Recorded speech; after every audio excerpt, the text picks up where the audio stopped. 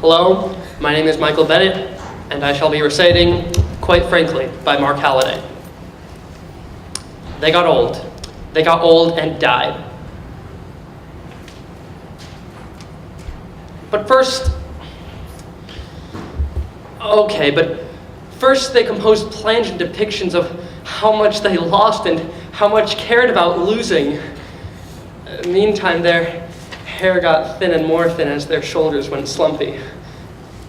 Okay, but not before the photo albums were arranged by them, arranged with a niftiness. Not just 2 or 3, but 18 photo albums. Yes, 18 eventually.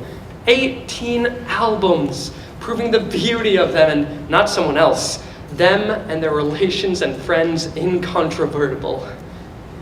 Playing croquet in the Bloomington yard, floating on those comic inflatables at Dow Lake, giggling at the Dairy Queen, waltzing at the wedding, building a Lego palace on the porch, holding the baby beside the rental truck, leaning on the Hemingway statue at Pamplona, discussing the eternity of art in that Sardinian restaurant. Yes!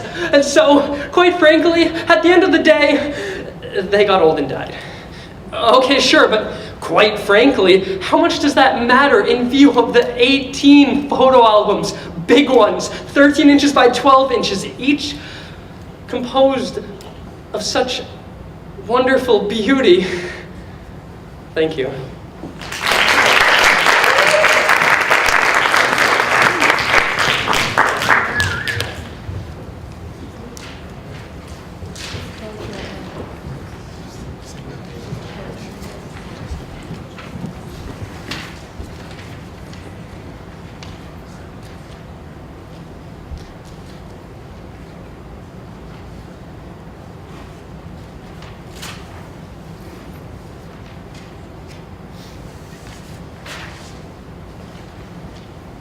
Hi, my name is Luke Bias, and I will be reciting As Kingfishers Catch Fire by Gerard Manley Hopkins. As kingfishers catch fire, dragonflies draw flame. As tumbled over rim and roundy wells, stones ring. Like each tucked string tells, each hung bell's bow swung. To fling out broad its name, finds tongue to fling out broad its name. Each mortal thing does one thing and the same. Deals out that being indoors each one dwells. Selves goes itself. Myself it speaks and spells, crying, what I do is me, for that I came. I say more. The just man justices, keeps grace that keeps all his goings graces. Acts in God's eye what in God's eye he is. Christ. For Christ plays in 10,000 places, lovely in limbs and lovely in eyes not his, to the Father through the features of men's faces. Thank you.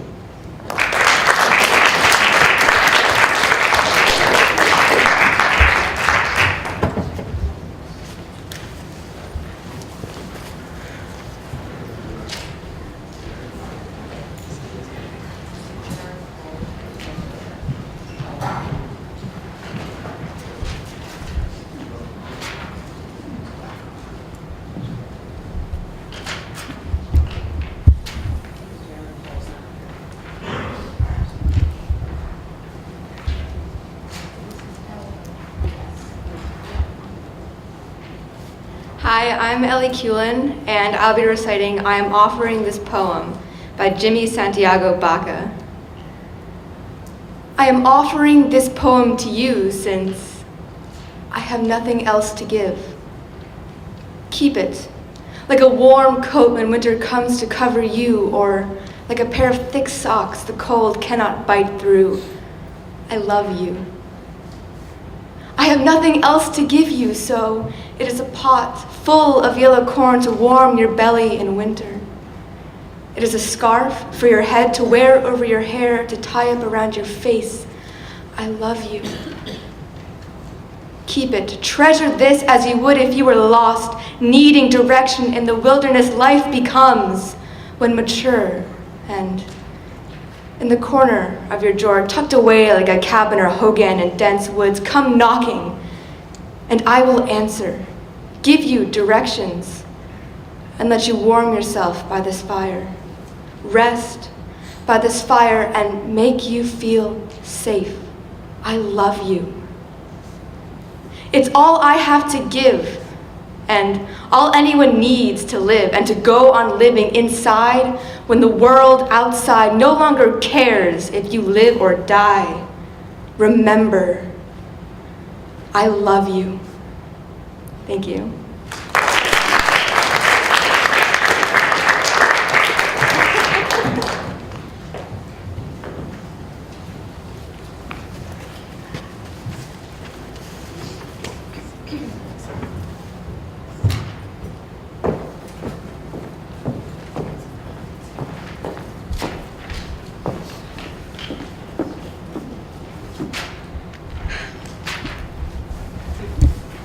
Hi, my name is Sam Grober, and I will be reciting Love Song by Dorothy Parker. My own dear love, he is strong and bold, and he cares not what comes after. His words ring sweet as a chime of gold, and his eyes are lit with laughter. He is jubilant as a flag unfurled. Oh, a girl, she'd not forget him. My own dear love, he is all my world, and I wish I never met him. My love, he's mad, and my love, he's fleet, and a wild young wood thing bore him. The ways are fair to his roaming feet, and the skies are sunlit for him. As sharply sweet to my heart he seems as the fragrance of acacia. My own dear love, he is all my dreams, and I wish he were in Asia. My love runs by like a day in June, and he makes no friends of sorrows. He'll tread his galloping rigadoon in the pathway of the morrows. He'll live his days where the sunbeams start, nor could wind or storm uproot him. My own dear love, he is all my heart, and I wish somebody'd shoot him.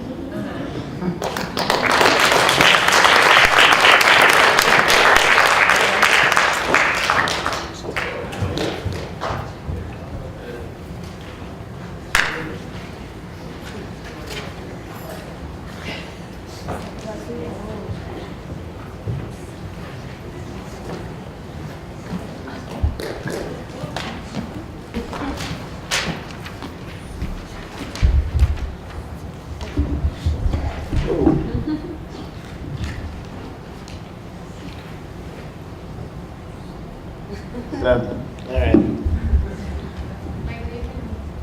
What, Michael? My good brother Michael, who's 24 years old. All right, what am I doing here? Oh no, what am I doing?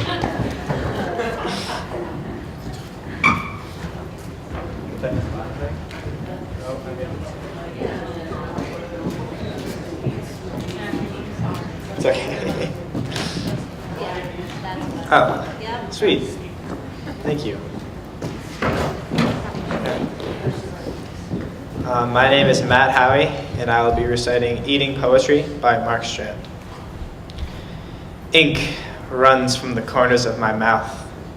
There is no happiness like mine. I have been eating poetry. The librarian does not believe what she sees. Her eyes are sad, and her hands, she walks with her hands in her dress. The poems are gone. The light is dim.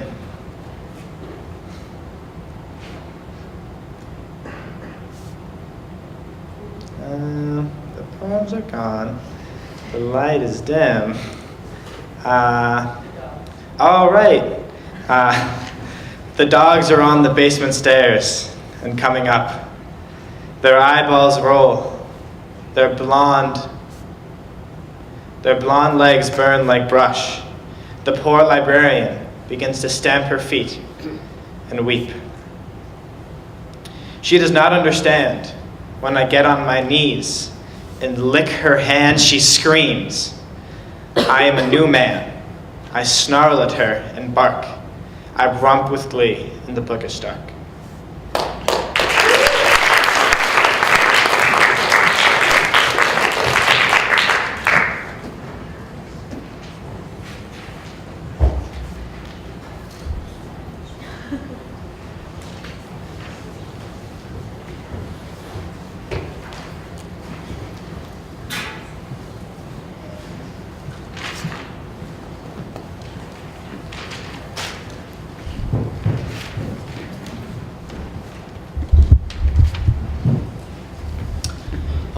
my name is Maxwell House, and I will be reciting Sonnet 29, When in Disgrace with Fortune and Men's Eyes by William Shakespeare. When in disgrace with fortune and men's eyes, I, all alone, beweep my outcast state, and trouble deaf heaven with my bootless cries, and look upon myself and curse my fate. Wishing me like to one more rich in hope, featured like him with friends possessed, desiring this man's art and that man's scope, with what I most enjoy contended least. Yet, in these thoughts, myself almost despising, happily I think on thee and then my state, like to the lark at break of day arising from sullen earth, sings hymns at heaven's gate. For thy sweet love remembered such wealth brings, that then I scorn to change my state with kings. Thank you very much.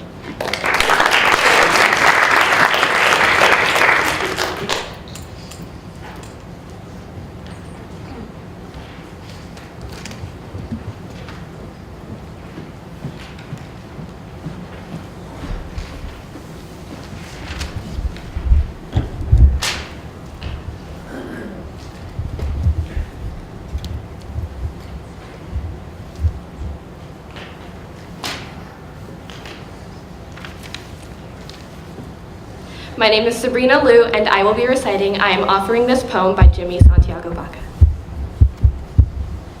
I am offering this poem to you because I have nothing else to give. Keep it, like a warm coat when winter comes to cover you, or like a pair of thick socks the cold cannot bite through. I love you.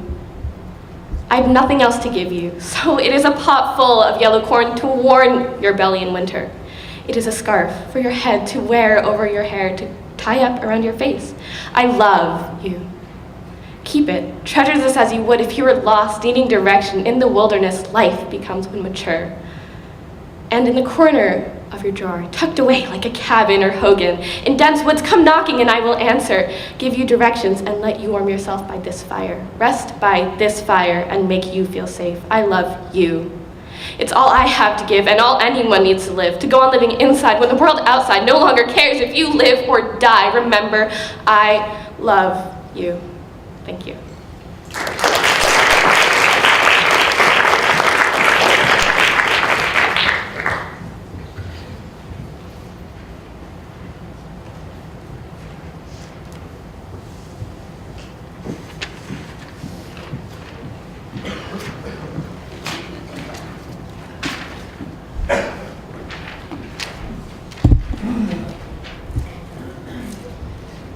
Hi, my name is Isabella Martin, and I'll be reciting Question by May Swenson. Body. My house, my horse, my hound. What will I do when you are fallen? Where will I sleep? How will I ride? What will I hunt? Where can I go without my mount, all eager and quick? How will I know when thicket ahead is danger or treasure? When my body, my good bright dog, is dead.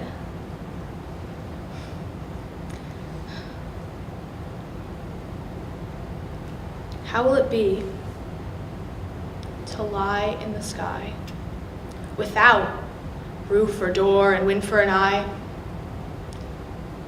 with cloud for shift?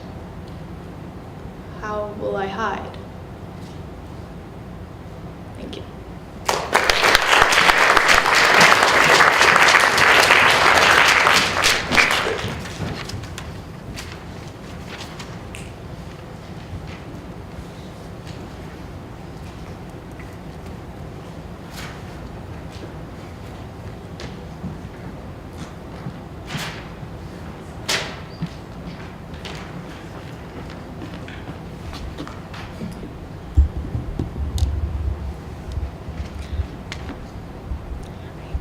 Hi, my name is Sarah Massey, and I will be reciting Enemies by Wendell Berry. If you are not to become a monster, you must care what they think. If you care what they think, How will you not hate them and so become a monster of the opposite kind? From where, then, is love to come? Love for your enemy that is the way of liberty? From forgiveness. Forgiven, they go free of you and you of them. They are to you as sunlight on a green branch. You must not think of them again, except as monsters like yourself, pitiable because unforgiving. Thank you.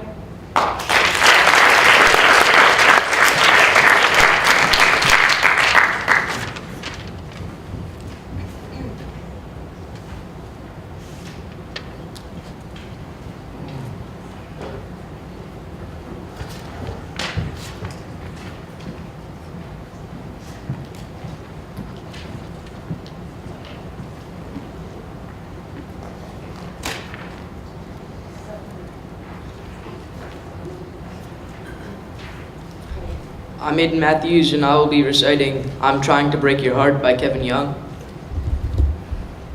I am hoping to hang your head on my wall in shame. The slightest taxidermy thrills me. Fish forever leaping on the living room wall.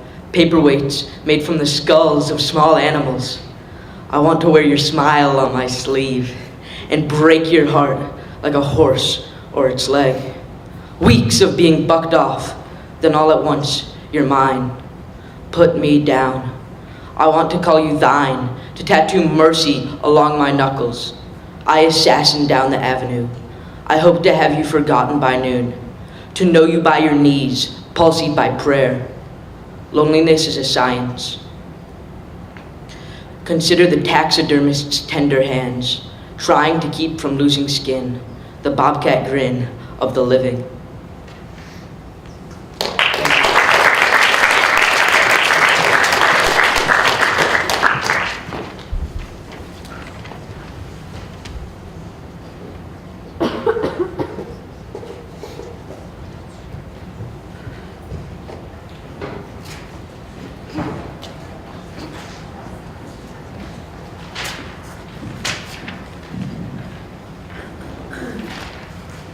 Hi, I'm Anna McCarthy, and I'll be reciting Quite Frankly by Mark Halliday. They got old. They got old and died. Okay, but first, they composed plangent depictions of how much they lost and how much cared about losing. Meantime, their hair got thin and more thin as their shoulders went saggy. Okay, but not before the photo albums got arranged by them. Arranged with a niftiness, not just 2 or 3, but 18 photo albums. Yes, 18 eventually. 18 albums proving the beauty of them and not someone else. Them and their relations and friends. Incontrovertible. Playing croquet on that Bloomington yard. Floating on those comic inflatables at Dow Lake. Giggling at the Dairy Queen, waltzing at the wedding, building a Lego palace on the porch, holding the baby by the rental truck, leaning on that Hemingway statue in Pamplona, discussing the eternity of art at that Sardinian restaurant, yes. And so, quite frankly, at the end of the day, they got old and died. Okay, sure, but quite frankly, how much does that matter? In view of 18 photo albums, big ones, 13 inches by 12 inches each, full of such undeniable beauty. Thank you.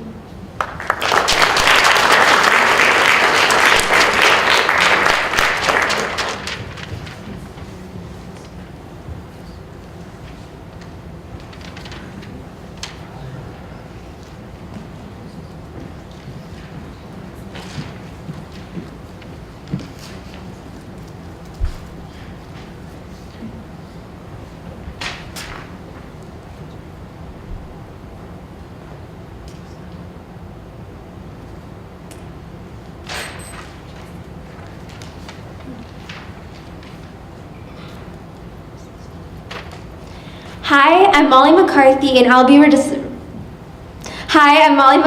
and I'll be reciting Introduction to the Songs of Innocence by William Blake. piping down the valleys wild, piping songs of pleasant glee. On a cloud I saw a child, and he laughing said to me, pipe a song about a lamb. So I piped with merry cheer. Piper, pipe that song again. So I piped, he wept to hear. Drop thy pipe, thy happy pipe, sing thy songs of happy cheer. So I sung the same again, while he wept with joy to hear. Piper, sit thee down and write in a book that all may read. So he vanished from my sight. And I plucked a hollow reed, and I made a rural pen, and I stained the water clear, and I wrote my happy songs every child may joy to hear. Thank you.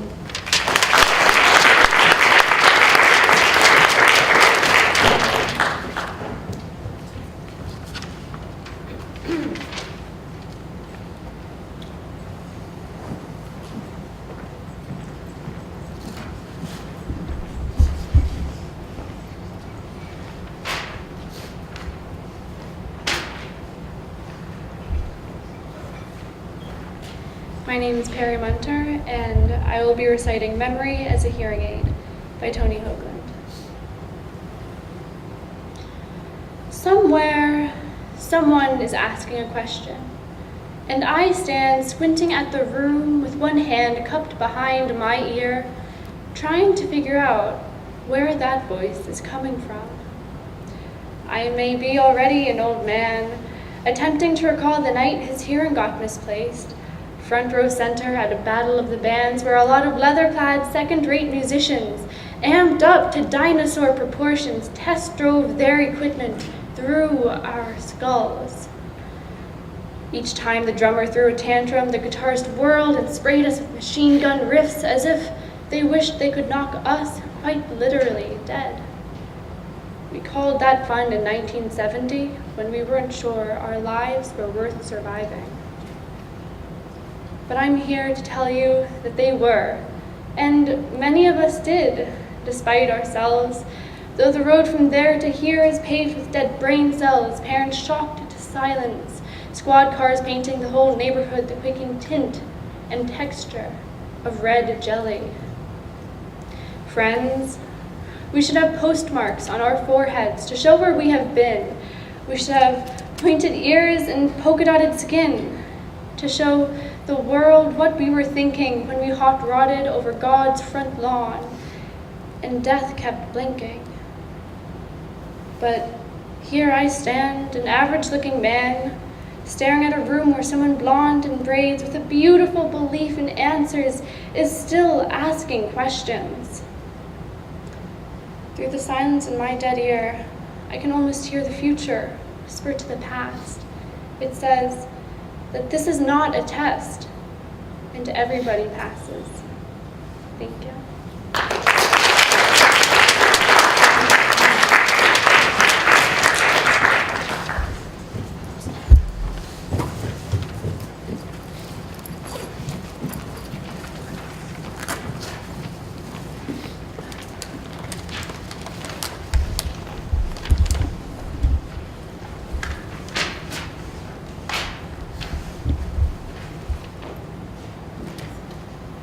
I'm Allison Nevius, and I will be reciting Do Not by Stevie Smith.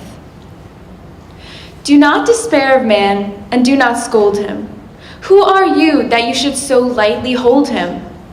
Are you not also a man, and in your heart, are there not warlike thoughts and fear and smart? Are you not also afraid, and in fear cruel? Do you not think of yourself as usual? Faint for ambition, desire to be loved, prick at a virtuous thought by beauty moved. You loved your wife, you hold your children dear, then say not that man is vile, but say they are, but they are not. So is your judgment shown, presumptuous, false, quite vain, merely your own. Sadness for failed ambition set outside, made a philosophy of, prinked, beautified, in noble dress and into the world sent out, to run with the ill it pretends to rout. Oh, know your heart, that heart's not wholly evil, and from the particular judge the general, if judge you must. But with compassion see life, or else of yourself despairing, flee strife. Thank you.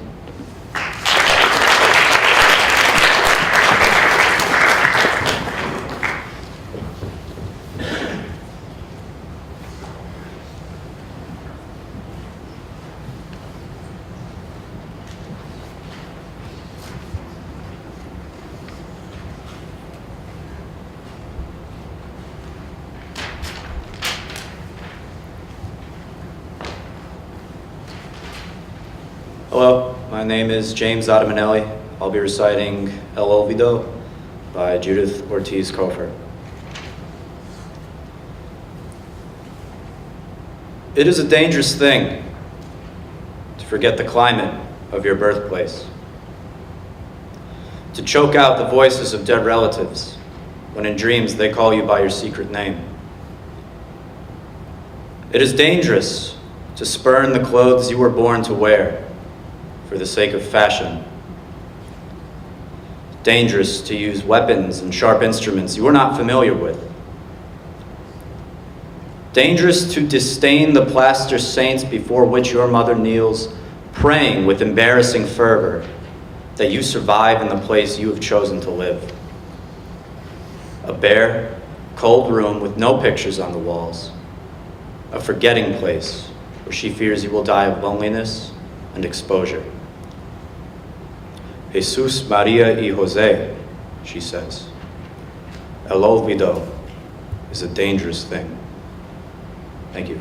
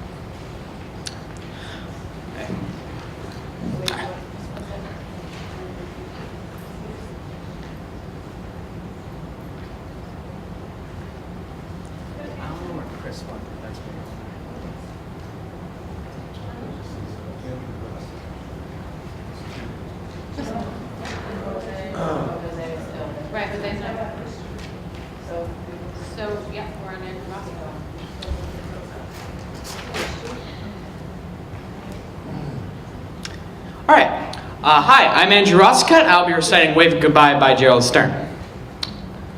I wanted to know what it was like before we had voices, and before we had bare fingers, before we had minds to move us through our actions, and before we had tears to help us over our feelings. So I drove my daughter through the snow to meet her friend. I packed her car with suitcases and hugged her, as an animal would. Touching my forehead against her, walking in circles, moaning, touching her cheeks, and turning my head around after them, as an animal would. Watching helplessly as they drove over the ruts. Her smile, small hand just visible over the giant pillowcases and coat hangers, as they made their turn into the empty highway. Thank you.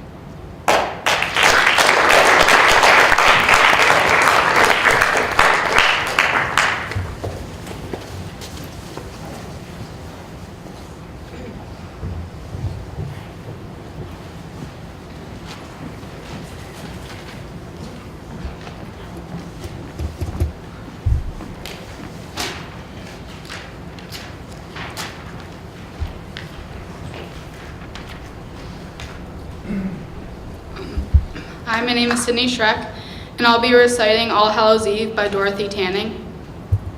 Be perfect, make it otherwise. Yesterday's torn in shreds. Lightning's thousand sulfur eyes rip apart the breathing beds. Hear bones crack and pulverize. Doom creeps in on rubber treads. Countless overwrought housewives, minds unraveling like threads. Try lipstick shades to tranquilize fears of age and general dreads. Sit tight, be perfect, swat the spies. Don't take faucets for fountainheads. Drink tasty antidotes, otherwise, you and the werewolf, newlyweds. Thank you.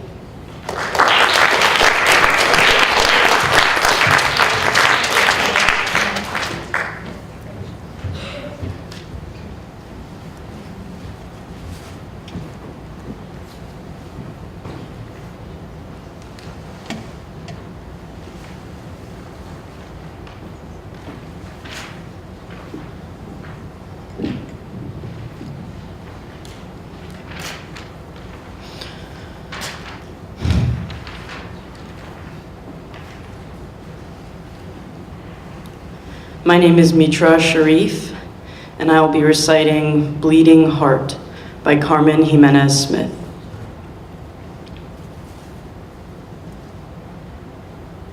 My heart is bleeding. It bleeds upward and fills my mouth up with salt. It bleeds because of a city in ruins, the chair still warm from sister's body, because it will all be irreproducible. My heart bleeds because of baby bear not finding mama bear, and it bleeds to the tips of my fingers like I painted my nails crimson. Sometimes my heart bleeds so much I am a raisin. It bleeds until I'm a quivering, ragged clot. Bleeds at the ending with the heroine and her sunken cancer eyes. At the ending with the plaintive flute over smoke-choked killing fields. I'm bleeding a river of blood right now, and it's wearing a culvert in me for the blood. My heart rises up in me, becomes the cork of me, and I choke on it. I am bleeding for you and for me and for the tiny babies and the IED blown leg. It bleeds because I'm made that way, all filled up with blood. My sloppy heart a sponge filled with blood to squeeze onto any circumstance. Because it is mine, it will always bleed. My heart bled today. It bled onto the streets and the steps of City Hall. It bled in the pizza parlor with the useless jukebox. I've got so much blood to give inside and outside of any milieu. Even for a bad zoning decision, I'll bleed so much you'll be bleeding. All of us bleeding, in and out, like it's breathing or kissing. And because it is righteous and terrible and red. Thank you.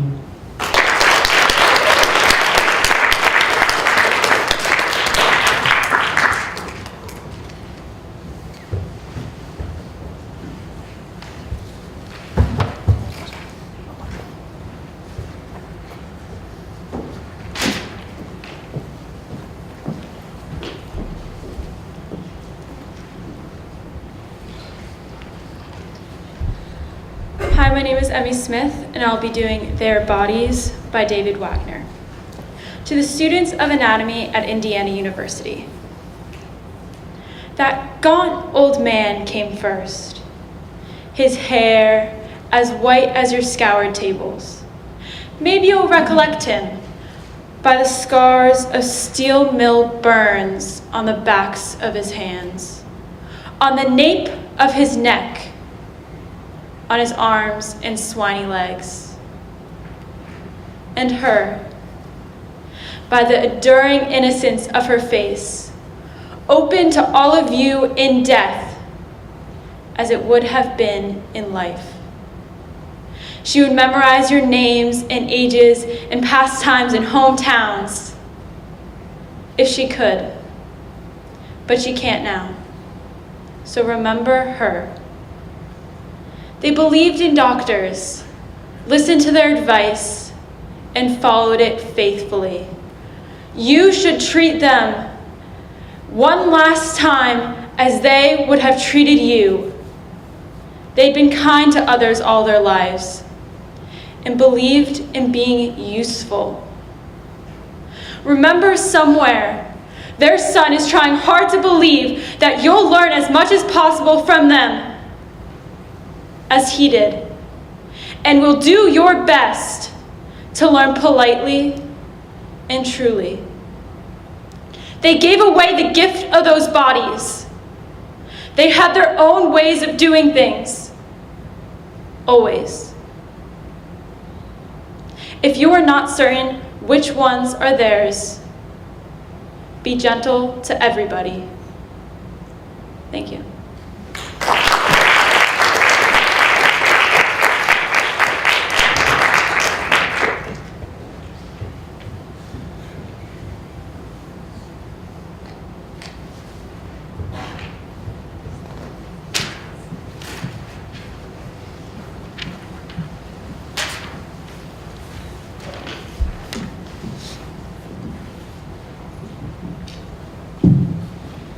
Hi, I'm Gabriel Suarez, and I'll be reciting Turning the Tables by Joel Diaz Porter.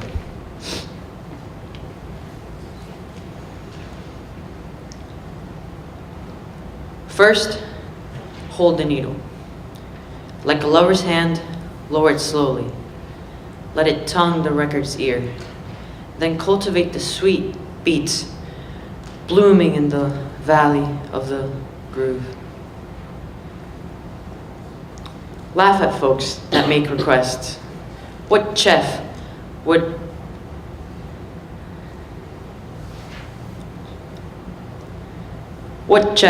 let the diners determine which entrees make up the menu?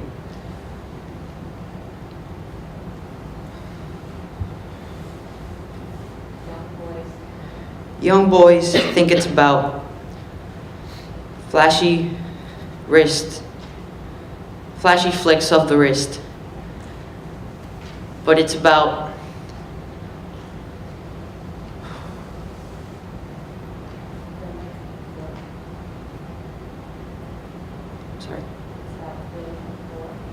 filling the floor with the manic language of dance.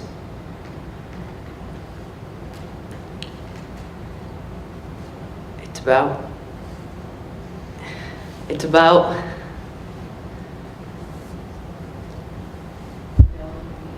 knowing the beat of every record like a mama knows her child's cries.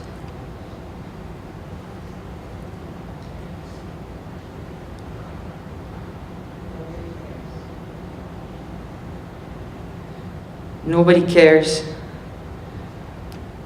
how fast you scratch, 'cause it ain't about soothing any itch. It's about how many hairstyles are left standing at the end of the night. Thank you.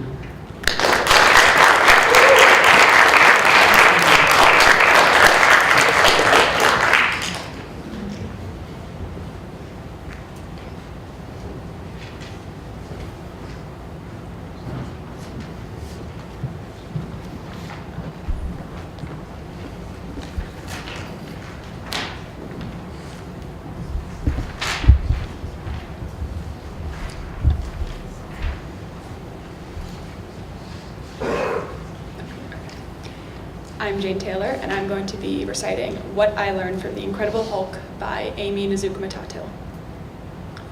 When it comes to clothes, make an allowance for the unexpected. Be sure the spare in the trunk of your station wagon with wood paneling isn't in need of repair. A simple jean jacket says, hey, if you aren't trying to smuggle rare inking coins through this peaceful little town and kidnap the local orphan, I can be one heck of a mellow kind of guy.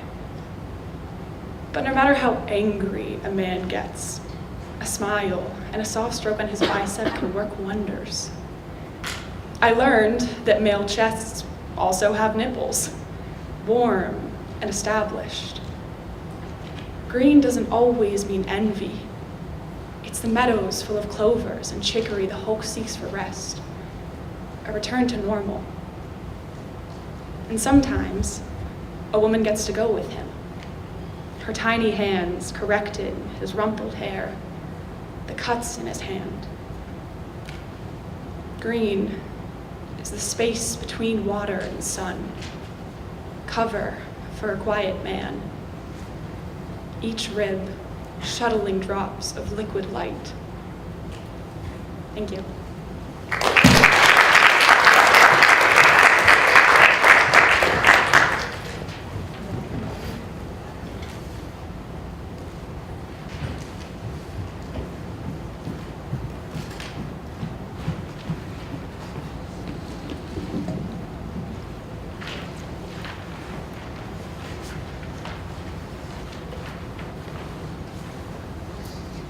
I'm Bernadette Traina, and I'll be reciting Seen Through a Window by David Ferry. A man and a woman are sitting at a table. It is supper time. The air is green. The walls are white in the green air, as rocks underwater retain their own true color, though washed in green. I do not know either the man or the woman, nor do I know whatever they know of each other. Though washed in my eye, they keep their true color. The man is all his own hunched strength, the body's self and strength that bears, like weariness, itself upon itself, as a stone's weight bears heavily on itself to be itself. Heavy, the strength that bears the body down. And the way he feeds is like the dreaming of a sleep. The dreaming of a stone is how he feeds. The woman's arms are plump, mottled a little the flesh, like standing milk. And on one arm, a blue bruise got in some household labor or other, flowering in the white. Her staring eye says nothing of what it is, but what it is. Such silence is the bird's cry of the stone. Thank you.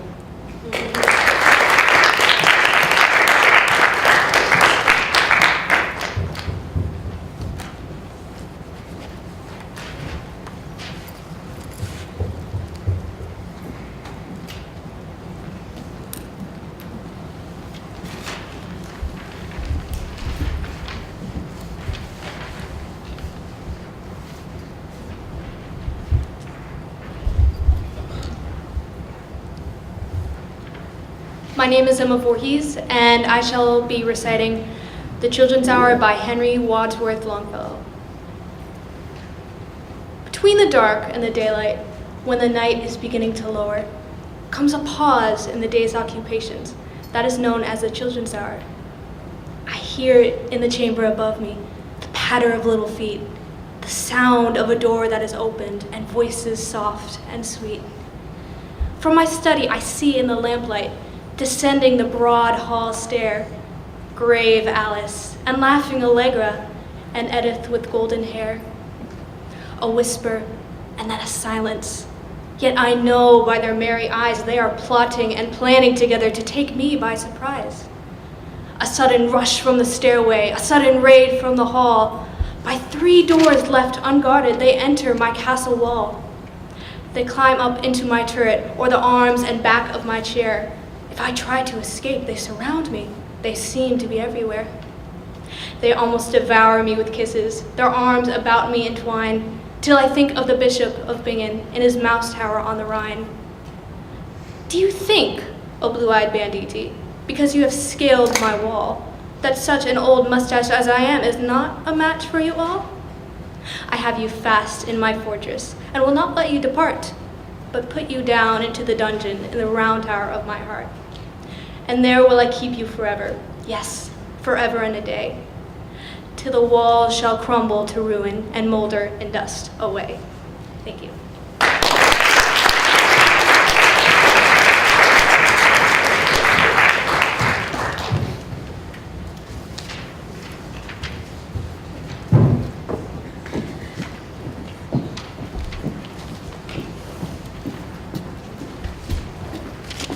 Can I ask for another round of applause for our contestants?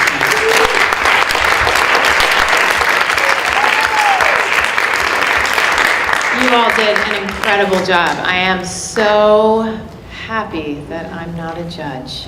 So we will have the results by the end of the day, and you can just relax in here until the period's over. Thank you so much.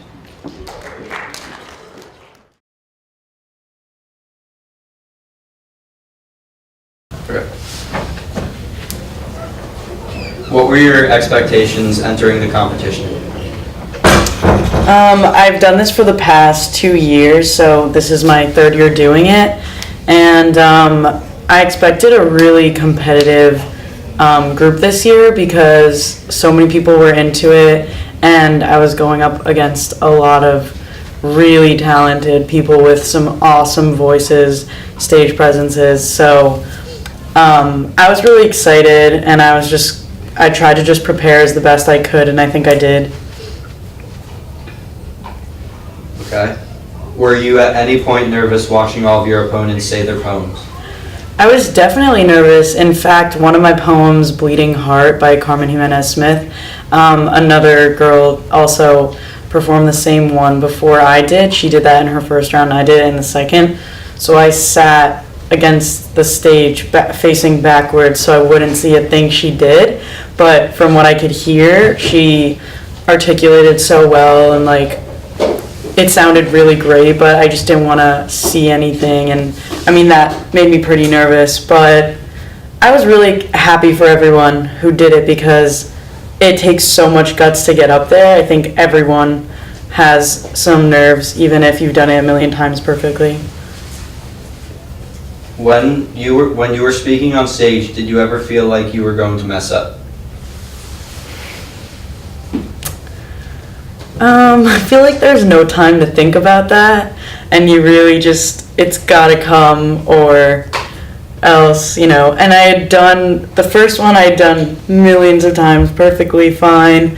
I have it ingrained in my brain, and the second one was the second one you have to learn for the school competition, and there was some tough parts, and you could lose points on accuracy just as a matter of if I say I am or I'm. So that's something that you really have to keep in mind. But when you're up there, you just want to emote so much that you can't really think about those small things. So I was afraid, yeah, but I think I was perfect on accuracy, so it went well. Okay.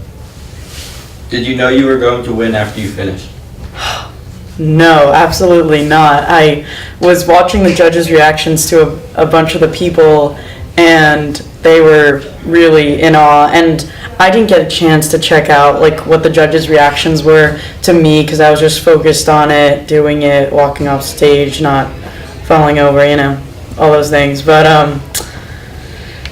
this was the most competitive year that I've been a part of, and a few people could have deserved it just as much as I did because they put a lot into it as well. So I'm very fortunate that it was me coming out on top. Okay. How were you able to focus in class with all of the anticipation waiting for the announcement? Oh gosh, well...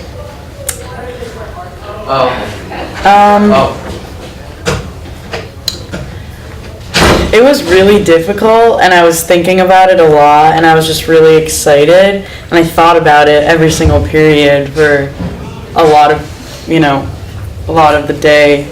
And I was still nervous, I was still shaking from being up on the stage in the afternoon. But definitely in the last period, it was really pressing, and I was like, oh, when's the announcement coming?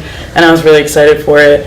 But when they announced 5th, 4th, 3rd, 2nd, then after 2nd, I was like, I was excited because I thought, I was confident that I'd be number 1 if I wasn't all 2nd, 3rd, 4th, 5th, so. Okay, where do you go next from here? Where's the next competition? The next competition is at the MPAC Center in Morristown, and it's on February 13th. And that's in about a month and 3 days from now. And I am super excited, and I already have my third poem picked out. Okay. How much further do you think you will go into the next competition? Well, I have watched the past 2 years, and it is really difficult when you have all those other winners from those schools. I think there's about maybe 16 people, I believe, competing as well. So it's going to be definitely a giant challenge to get past this regional county competition to get to states. It's going to be really difficult, but I'm going to just prepare the best I can, and I'll be proud of whatever the outcome is. Are you nervous facing other people you don't know? Well, I'm actually really excited to meet the other people and get to know their experiences at their schools. Like, I'm all for meeting new people who are excited about poetry as well, and just to see the extremely talented people and be moved every single time someone gets up on the stage. And we're all there for the same cause, and I'm more excited than I am nervous. Okay. What will your next poem be for the next competition? It will be novel, and I forget the author's name. Okay, thank you. Any last thoughts? Any last comments on the whole process? Words of encouragement for people who haven't done it. Oh, words of encouragement. Well, I think that there's poems on faith and religion, or war, or love, and there's just such a wide, sports even. There's like, so there's a wide range of subjects that you could pick a poem about on the website, and I think that every single person can fall in love with the poem if they just apply themselves to checking out the different options they have, and I think that'll change their view of poetry. So. Thanks.